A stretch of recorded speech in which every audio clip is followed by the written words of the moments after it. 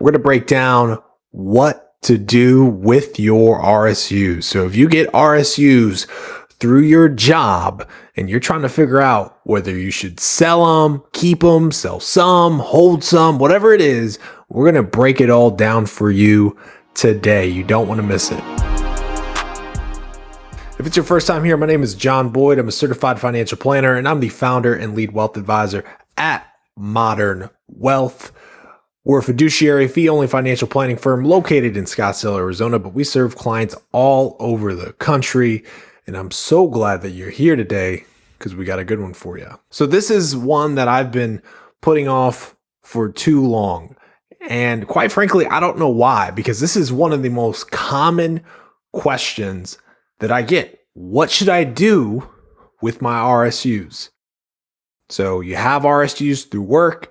Maybe they vest every quarter, and you're trying to figure out what to do with them. And the reason why this is perhaps a difficult question is because you perhaps have heard about stories of people who have RSUs and hold on to them and become, multimillionaires over the long run because they held on to their company stock. And so you have this feeling that maybe you should just hold on and let it ride. But then you've also heard stories about how company stock maybe falls 70, 80% and you lose a bunch of money that way. So what should you do? What's the best way to go about this? So I'm going to break down 5 key considerations that you should have in mind to help you navigate this decision and hopefully make it a little bit easier. But before I do that, here's the technical answer to all of this, right? And the reason why I'm not going to spend a ridiculous amount of time on this is because you've probably already found the technical answer. And that technical answer is that you should sell all of your RSUs and diversify the moment that they vest. And the reason for this is that owning individual stock is a risk, right? That individual stock could, in theory, go quickly down to zero. Whereas if you take that money and invest in a highly diversified portfolio, there's less risk. And then on top of that, we know that a more diversified portfolio statistically has a better chance of outperforming over the long run than perhaps an individual stock does. So that's the technical answer. But I understand that's not always that easy, right? If it were that easy, I wouldn't be faced with this question all the time. So because this isn't as black and white for a lot of folks, and I get that, right? A lot of people are just not going to accept the simple solution of just sell and diversify. The way that I pose it to my clients when they're kind of stuck facing this dilemma of whether I should sell some, sell all of it, keep some, keep it all, whatever it is, I ask them to answer 5 key questions for me. Okay, so if you're in this dilemma, I want you to go ahead and answer these 5 key questions. Okay, so question number 1 is, if you weren't employed by your company that's giving you RSUs, would you take your own personal money and buy that company stock? Right? I want you to think about that, because I find it really funny when I ask my clients that question and they're like, hell no, right? I wouldn't buy my company stock with my own personal money. You crazy, right? But the moment they are asked, well, should I sell some or keep some? They're like stuck in this rut of like, I don't know, right? If the answer to that was no, I wouldn't buy my company stock with my own personal money if I wasn't employed by them, then why are you doing it now, right? Just because you're employed by your employer doesn't mean you have to keep their stock, right? Those RSUs at the end of the day are really just a bonus, right? They're a bonus that your company gives you in the form of stock. And once you receive those shares, it's up to you what you do with them. You can sell them, you can cash out, you can do whatever you want with them. So if the answer to question number 1 was, if I wasn't employed by this company, I wouldn't buy it with my own personal money, then I would encourage you to take that perspective with those RSUs as they vest, because perhaps you should just simply sell them all, because you are being clouded with bias because you currently work for them, right? So try to take that out of the equation as you go forward. The second question I want you to answer is, what other types of equity compensation do you have? Oftentimes, RSUs are just one piece of the equation, okay? Now, if you're in a position where perhaps you want to keep some shares, right? You want some exposure to your company because you believe your company is going to do really, really well and the stock's going to go higher, right? If that's you, more power to you. Let's just be more strategic about what type of equity you hold. So in terms of the value of equity compensation, I would say that RSUs are probably the lowest on the totem pole, right? Because again, at the end of the day, they're just a cash bonus given to you in the form of your company stock, right? I would argue that something like an ESPP is actually more beneficial because there's some tax planning that could go into that to reduce how much future capital gains that you have associated with your ESPP plan, right? So because there's some strategic tax planning element to something like ESPPs and even stock options, I would say that if you have, let's say, RSUs, ESPP, stock options, perhaps you sell all the RSUs and elect to just keep the ESPP shares and your stock options, of course, for longer term exposure if you really want exposure to your company stock. Bottom line is, be strategic about what shares you're holding if you are electing to hold, because not all equity compensation is taxed the same, and therefore it might be beneficial to hold on to certain ones longer versus something like RSUs that really have no tax benefit. Third question I want you to ask yourself is, how many shares do you already own, right?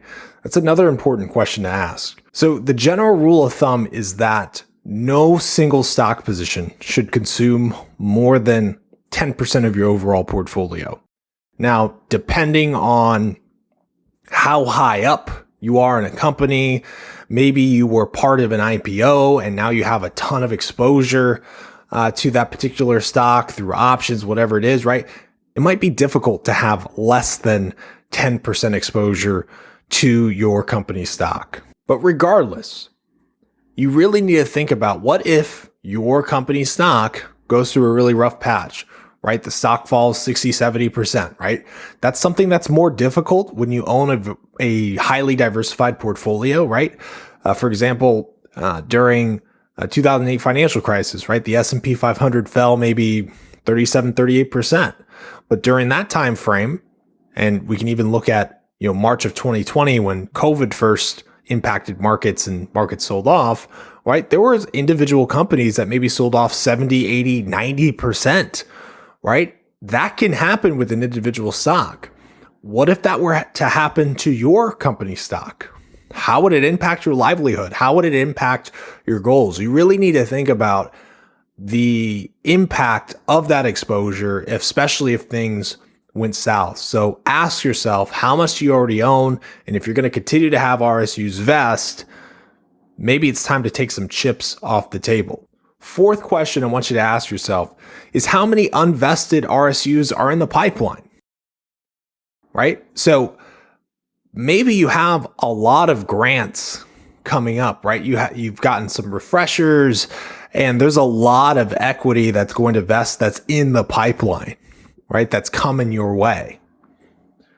Well, if that's the case, maybe it helps to answer that question, right? Maybe because you know that there's a lot coming on the way, maybe it makes sense to say, hey, I'm just going to go ahead and sell a lot now. Maybe I sell half of it now and sell the future ones, right? But that can ultimately help you make that decision of, should I sell some, keep some, etc., because you know how much more you're going to add to the pile. Question number 5, and this is the final question that I want you to ask yourself, and that is, what is your personal appetite for risk, right?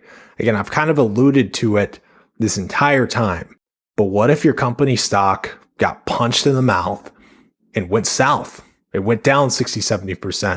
People tend to think with individual stocks, right? They kind of equate them to the overall market, right? The overall market, we know over the long run, could fall 30, 40%, but eventually history shows us it comes back, right? That's the logic. But with an individual stock, that's not a guarantee in the slightest way. Individual stocks hit their peaks and fall and never come back. They never remotely come back to their peaks. It happens all the time. And what if that were to happen to your company stock? How would you feel? Would it impact your retirement plans? Would it impact your ability to buy a home? Would it impact your ability to fund your child's education? Would it impact your ability to leave corporate America and do your own thing? Right? You need to ask yourself that, because I have seen plenty of cases where the equity compensation that people receive is life-changing. And all they have to do is take the chips off the table. But they don't want to do it because they get greedy. But if things go south, all these dreams and aspirations, all these things that they have in mind could be in jeopardy. So you need to think about that. Does the exposure to your company, does it impact you? Would it impact you if things went south? So again, to tie this all together back to the simple answer that I mentioned at the beginning, right? The simple answer to all of this is to simply sell all your RSUs and diversify, right? That's the simplest answer to all of this. But again, I get that it's not that simple, right? The company that you work for, that you put your blood, sweat, and tears into, right? There's a lot of emotional attachment there, right? They perhaps gave you a shot when no one else did, right? So I get that this can be an emotional decision. And the reality is that keeping some of your equity is not necessarily a bad thing, right? And can certainly pay off. And so ultimately, it's upon you to answer that question, what is best? And I think those 5 questions that we laid out today should hopefully help you answer that. If you're still struggling to answer that, right, and you need some guidance on tax planning, doing more strategic financial planning with your equity compensation, just your overall finances, I want you to reach out to us, www.modernwealth.com. That's modern spelled with no vowels, wealth.com. We'd love to help you out. It's been a ton of fun, guys, and I will see you next time.